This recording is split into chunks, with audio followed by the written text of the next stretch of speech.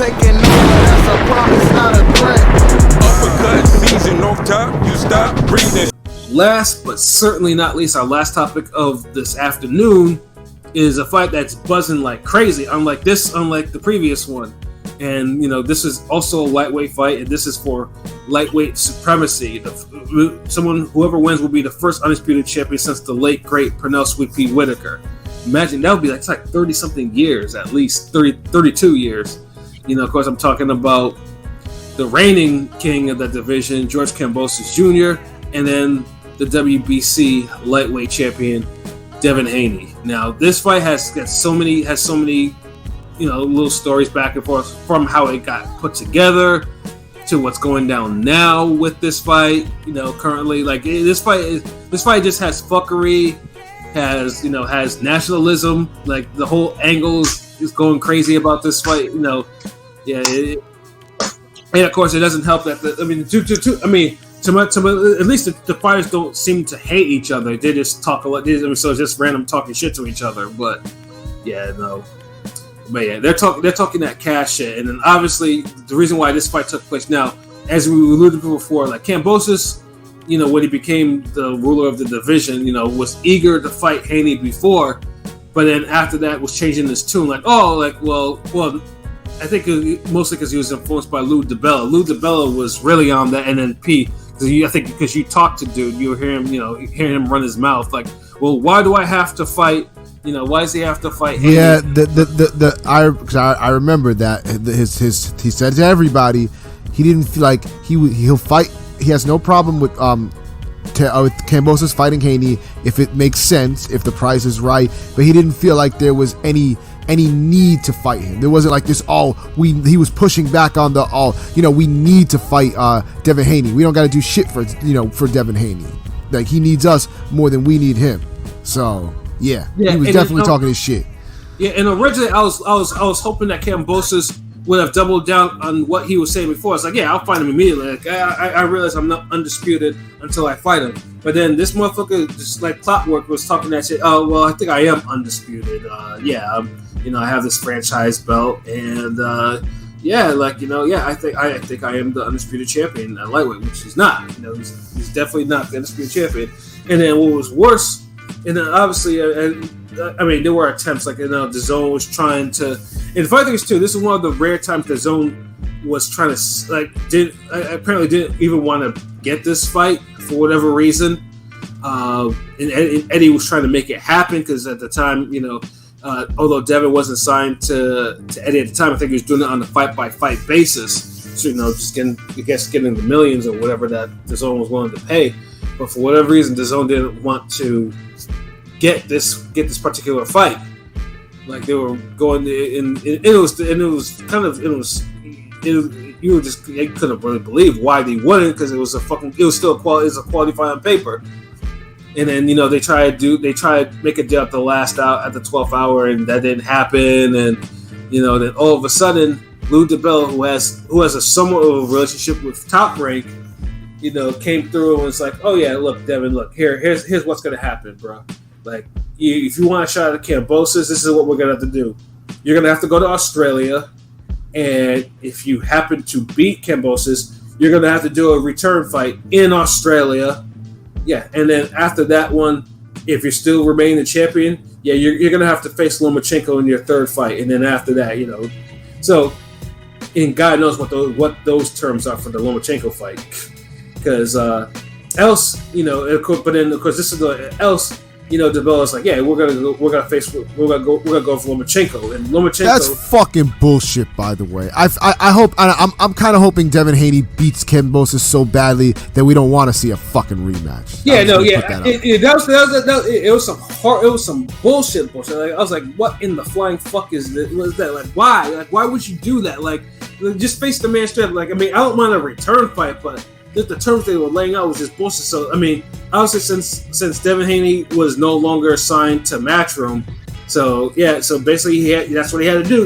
And truthfully, and can you blame him? Because all throughout, Devin Haney unfortunately became champion via email, because Lomachenko, when he was the unified lightweight champion, gave up his WBC belt when the WBC Mando, which was Haney at the time, came calling, and Haney held the interim belt.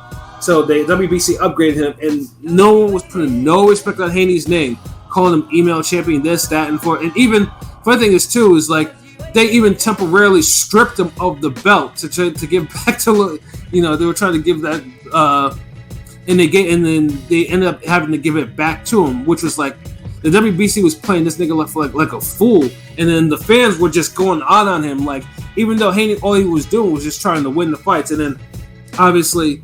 Haney, of course, he had some brutal knockouts, and then he had the shoulder surgery, and then he came back, and it seemed like a lot of the power from his punches lost some of their zip, and then of course the Linares fight, which was a fight, that really made people criticize him some more. Unfair, it's unfairly, and it was a lot, but then even after that and going after Jojo Diaz, which he won in a hard fight, like he wasn't getting no respect. And then Lomachenko was just sauntering in, Lomachenko fought softer competition, if you want to call it that. And the reason why we're not getting a Lomachenko fight is because Lomachenko decided to go take part in this country's war and decided to stay his ass there. So, yeah. Thank God. Thank fucking God. So now, basically, Yes. and this was the rare thing that that kind of tipped everything to Haney's favor, and then that put Kambosos against one, because Kambosos now was like, Kambosos would if he didn't fight Haney and he fought someone else, Kambosos and Dubois would have gotten ripped apart for it, so they were so basically they were kind of checkmated into this fight, but unfortunately they did it on their terms, in which Haney accepted. So yeah, it's unfortunate, but like I said, this fight is buzzing. Like you have the shit with the latest drama with the trainers, because Bill Haney got his visa denied at this current time to go to Australia. Also fucking bullshit. And so did Ben Davison too. But Davison is not really. I think it's because it's something else. But Haney got the drug conviction or whatever. 30 fucking years ago. They let Mark Wahlberg go into there, and he had some charges and shit. But Devin Haney for Bill Haney, we can't have him in there. And it's like weird because it's not like he's going in there as a tourist. He's there to do fucking work. Come on. Yeah, so you got that. So basically now we're up to two of the main people that have been in this corner. So now he's going in there with someone who's thankfully not a stranger to him or the family or anything like that. He's going there with Yoel Judah, father of Zab Judah. So he's gonna be the head trainer for the fight. And obviously, like I said, truthfully, it's important that a fighter has someone that he can trust in his corner, and it's not like Yoel Judah is a stranger to big fight atmospheres. Like I said, he's in Zab's career, damn near almost all of his career. So it's gonna be interesting how that's gonna go. But it just seems like it's just like fuckery is just like brewing now for this fight, like big time brewing, and you just want to see like what's gonna be the next thing. And what's getting lost in this, it seems like most people are talking about that more than talking about, hey, like these two kind of, could probably match up a little bit. Kambosos is a tough guy. He's a tough guy. Like he has a fighting heart. Like dude has a fighting spirit. And so, Haney is, has fundamentals out the ass, and And the funny things too is people harp on Haney's punching power, but his KO ratio is higher than Kambosos. Go figure. So like this fight has a lot of different layers to it, man. But how do you think this fight will actually go? Man, I think that this is his time. I think this is Devin's moment to shine. I think, looking back what he's been through and all the bullshit, I think this is the fight where he's gonna make a statement. I think he's gonna put his foot in Kambosos' ass. Pause. Yeah. I'm gonna give respect to Kambosos because he's a good fighter, and definitely will put in some work and definitely give Haney some good looks. He's got the hand speed. counters well, but I don't think that it's different. This is not like Teofimo. Haney is the better boxer to me. I think that as long as he doesn't do stupid shit, unfortunately, like leave his hands down coming in. Sometimes he as long as he gets the mental warts that he has, every other fucking time, and when he's doing well, I don't see why he shouldn't win this. I think he'll be aggressive. I think he knows he has to because we're in Australia. So you know what I'm saying. We don't want another Jeff Horn situation. So right. I think he's gonna be aggressive. I think he's gonna box him up well. I think he's gonna really try to hurt Kambosos, whether he does or not. I don't think that may be the best strategy, but I think it's gonna. Well, I think he's gonna box, but he's gonna do it aggressively. And I just think at the end, I think just the better fighter is just gonna show, and that's gonna be Haney. Haney's just the better fighter to me, the better pedigree, and he's gonna walk away undisputed after all the shit that he's been through, and what's rightfully his. I never use the word deserve because nobody's deserved anything. You don't get what you deserve, you get what you negotiate. But in this case, Devin deserves this. Like, he deserves this moment, and he's gonna get it. And how do you think he's gonna win, though? I mean, what? Unanimous decision. I say like 116, 112. That's actually See, and I can say it too. And then, by the way, with Haney right now, if you've seen the pictures of Haney right now, like, dude is jacked right now. Like, dude has muscles upon muscles. Like, and he's working on his legs. Thank God, because that was the one thing. Like, people talk about his chin. I don't think the problem is his chin. I think his recovery is not good because his legs are fucking so shaky, and it showed when Linares hurt him. It was his fucking legs. He didn't have the legs to just stand together. He was wobbly. And I saw videos. He's working. He's doing some leg workouts. Thank God. Don't come into that fight with chicken legs. Like, yeah, I mean, that's the one thing that it was not a good look that Linares buzzed him like he did, and Linares styled on him as he was walking crookedly to his corner and shit like that, and he never recovered from that shit for the next couple of rounds. Yeah, that shit was not a good look. But yeah, no, yeah. And yet, I see. The thing is, though, I want to call the knockout because Kambosos. I mean, even in that fight with Teofimo, Kambosos got busted up but then he busted up Teofimo too. And I want to call a TKO.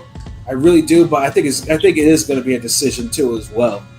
It's going to be a hard fight though. I mean, yeah, like Devin's going to fight. Like, I think Devin understands that if this fight is close, it's going to Kambosos, and then because there is no return fight for Kambosos if Kambosos wins. Like, Devin will just be stuck in a 2-fight contract,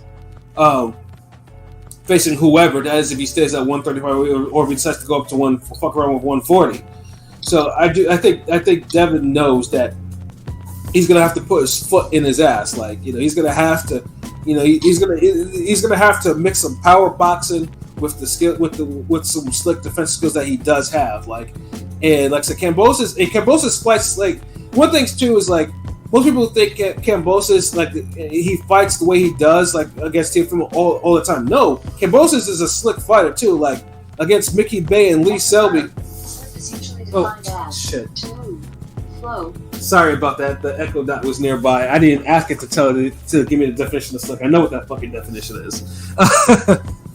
But yeah, Kambosos does not fight the way against. I think he just fought that was just for Teofimo, but he fights a lot slicker than that. So for Kambosos to win, he can't. I don't think it's a good idea for him to get into to try to get into a war with Haney because he probably will get picked apart.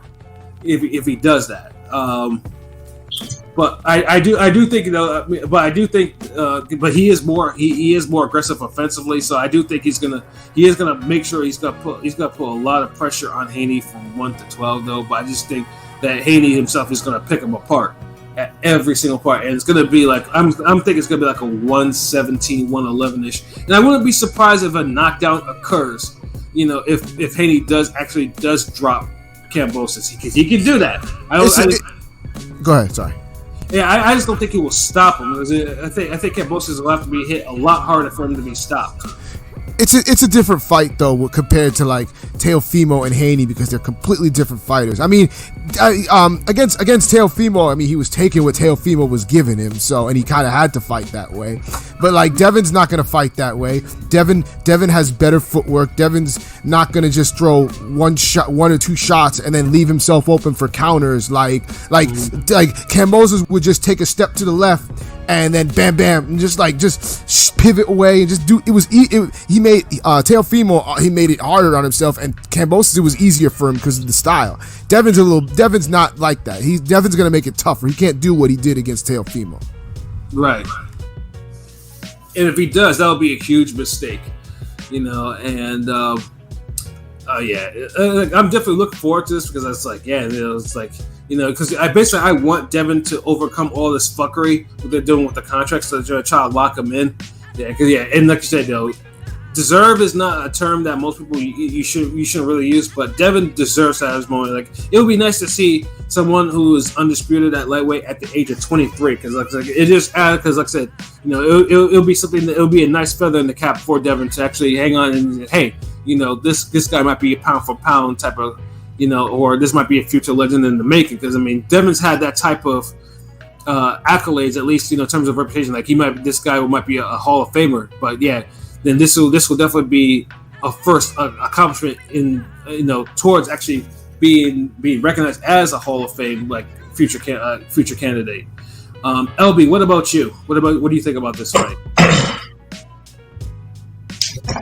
I think if Haney boxes for a knockout, he wins, and they'll probably do it by knockout.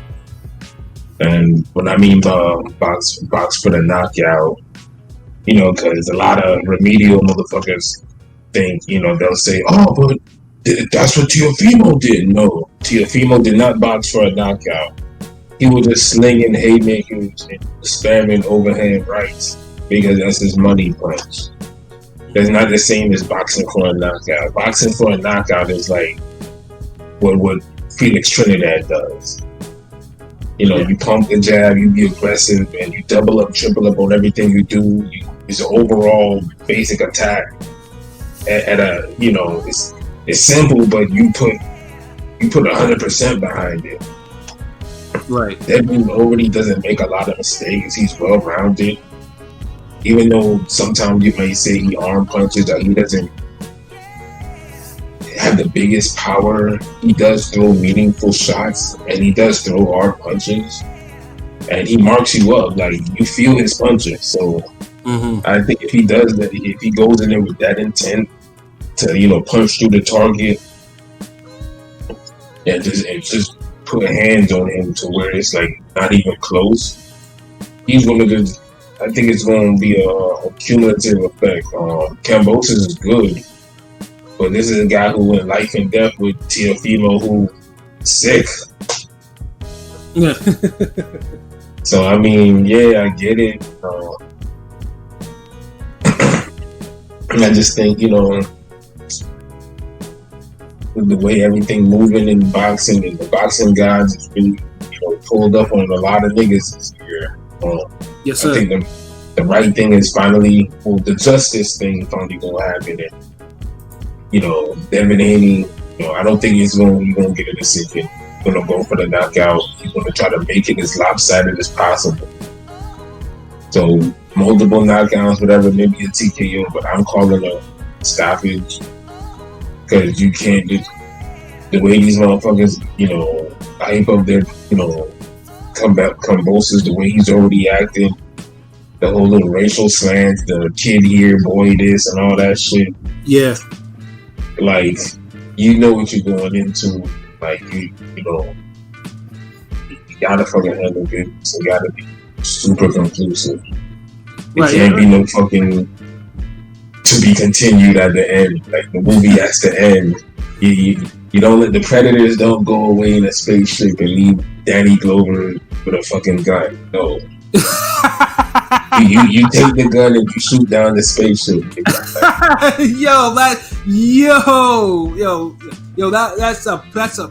That's perfect.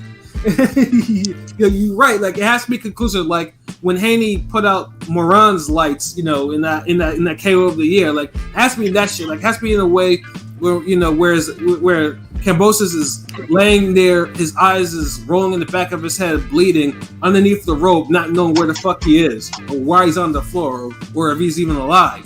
Like, that type of shit. Like that. Like it has to be that conclusive. Like it has to be. I need to see a fire in his eyes type of knockout part 2. But yeah, no, that's why this is, and obviously the winner of this fight obviously will have a place in the pound for pound top 10, like for sure. Like any of the list that obviously pound for pound is a popular topic out there in boxing, Twitter, and online. Like if Haney does this, Haney deserves a spot in the top 10, especially if it's a conclusive win. Yeah, and it's the same thing with Kambosos too. If Kambosos does it too, and he takes another 0 from and it's conclusive. Like you can't do it off no gift. You can't do it off no skin in your teeth. It's like it's too many niggas having good wins now. 50-50 fights where you just can't. It's how you win as well as who you beat. Right. So you're calling for a knockout. So what round are we thinking, LB? 11. Okay, that's what it is. So 2 decisions and a late rounds knockout, and they're all feasible too. Yeah, like if this fight ends early on a knockout, I'd be completely surprised by either fighter. I'd be completely surprised. They're gonna want that rematch ASAP if that happens. Oh yeah. If Kambosos gets bodied in one, trust me, they're gonna double down on some of those requirements. They're gonna make sure that shit is turned around. Well, no, it's 90 days if you get knocked out. They'll probably turn that shit around in 4 or 5 months if that's possible. I mean, 60 days. I just don't want it to be where we have to see an unnecessary rematch if fucking Haney wins clearly and easily. I'm hoping he beats him up. We don't need it, and then he could beat up Lomachenko. Right.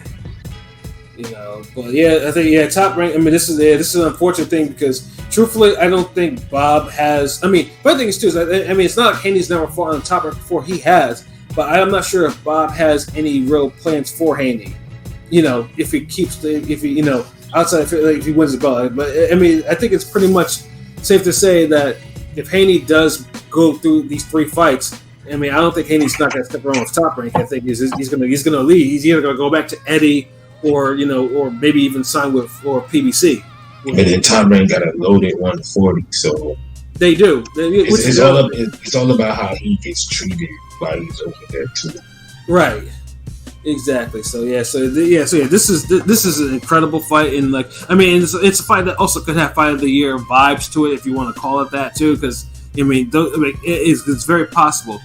But again, the only thing about this fight that bothers me, and it's something that we complain about with Top Rank, is it's clearly when they have a good main event, they build up the card terrible. Like some of the fights that they have for this shit are like why?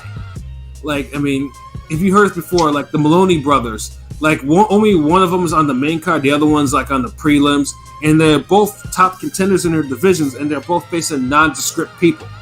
Like they're both like why? Like why would you not? Like it's in Australia. Like why would you can't tell me you can't get somebody high level fighters to actually to fight them on their cards? Like, and that's the shit. And then even worse, they have this heavyweight fight with Junior Fa and Lucas Brown fighting. Like why? Like what the fuck? I mean, I can kind of get that one because it's a heavyweight fight. That might could do something. I kind of low key get that one. Ain't nobody trying to see Lucas Brown. no, dude, I agree with you, but I can get the rationale behind that. Look, think about it. You're a promoter. You're bringing the biggest event to Australian boxing history ever. Look, you're gonna throw a fucking heavyweight fight on there. God damn it, you're gonna throw a fucking heavyweight fight. But and maybe you don't have the options where you have a long Marvel vs. Capcom 2 roster to choose from. Mm-hmm. So Lucas Brown, Junior Fa, it could be worse, but I get it. But the Maloney Bros in these damn WWE all dark matches, ballroom fights. Like that's the shit I really get not cool. Like that's really seriously dropping the ball. Yeah, but I get the heavyweight fight. Right, because the Maloney brothers are actual top contenders in their division, so it's like, you know, they deserve they deserve better. And then you playing favoritism because why does one get the prelim card? Why one gets the main card? Like I ain't gonna lie, I wouldn't like shit like that. Right, and both of them have 2 losses. Like one has got brutally KO'd in one loss, and and came close to become a champion in the other, but fell short in the other one. And it's just like, he's actually facing a tougher opponent too. Like, one thing about Filipino fighters, like, Jason Maloney's fighting someone who's 28-4-1 with 23 knockouts, so that can easily be a trap fight if he's not careful. So is that's the one on the prelim? No, that's the one on the main. Oh, so they're giving him a decent. That is low key a trap fight. Yeah. Maloney, however, especially someone who, it's clear that that's a WWE superstar's fight, and it's not 21-3. Oh, so that's what they did. Like they say, look, one of y'all's getting the trap fight, one of y'all's getting the showcase fight. Yeah, the easy fight. Yeah. You go handle it between yourselves. You go discuss it amongst yourselves. Come back. Who wants to fight on the main card? Got to take the trap fight. He's doing rock, paper, scissors and shit. Like right. Nah.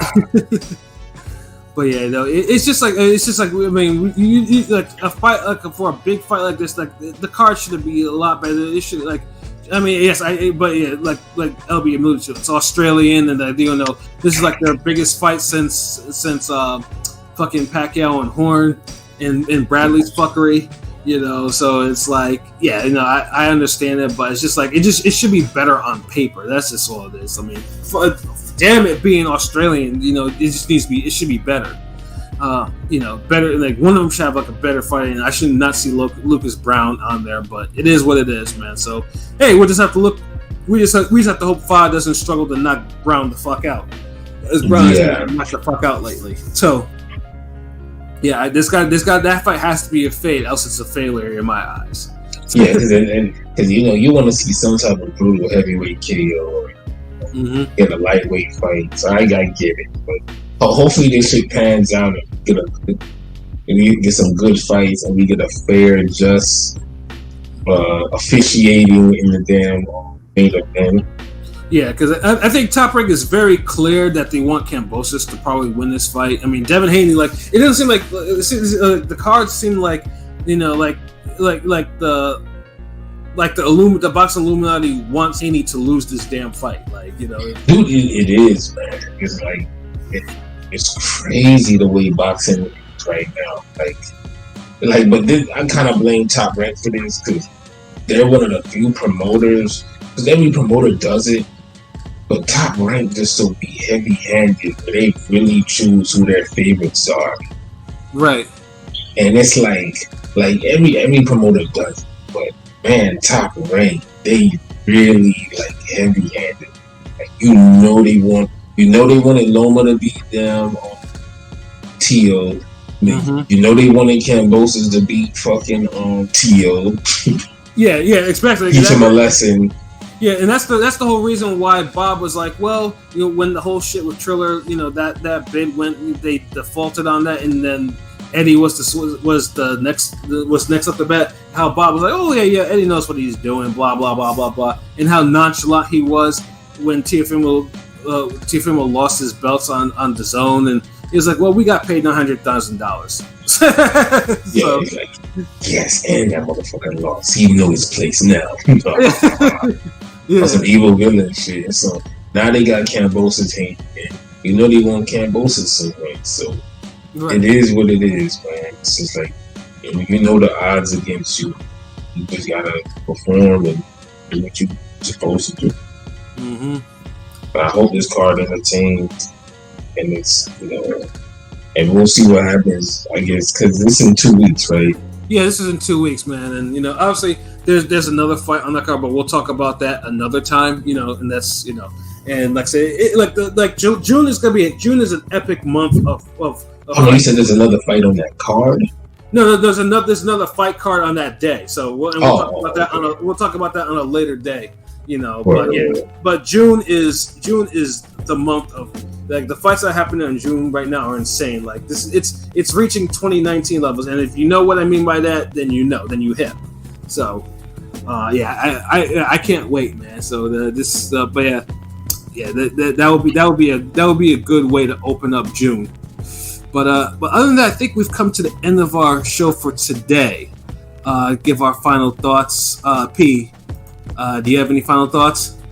Yeah, this weekend of boxing was very midious and very heavy on the mid, but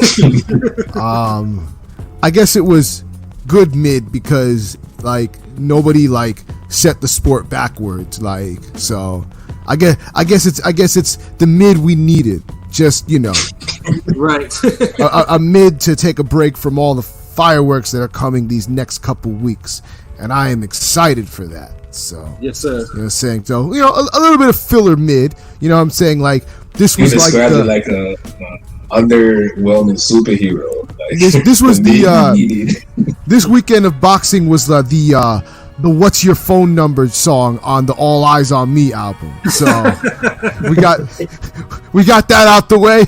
Now we got the good stuff coming. So, shit. So I'm ready for it. But other than that, you know what it is. Ring Gang Radio all day, every day, twice on Sundays. Ring Gang Radio all day, every day, twice on Sundays. You know what I'm saying? You know where to find us at YouTube, Instagram, Twitter, Facebook, ringgangradio.com. Fuck with us. Yes, sir. Hey, LB, man, your final thoughts? It'd be hard to top that. I mean, the nigga described the boxing weekend like a superhero. And the hero, mid-hero week. And look, man, when you can't get Justice League, we'll get you these two niggas. Like, that's what that was. Like, we'll get you Repairman or some shit. So, but I fucked with it. It was enjoyable for the most part. Like y'all said, it did what it did.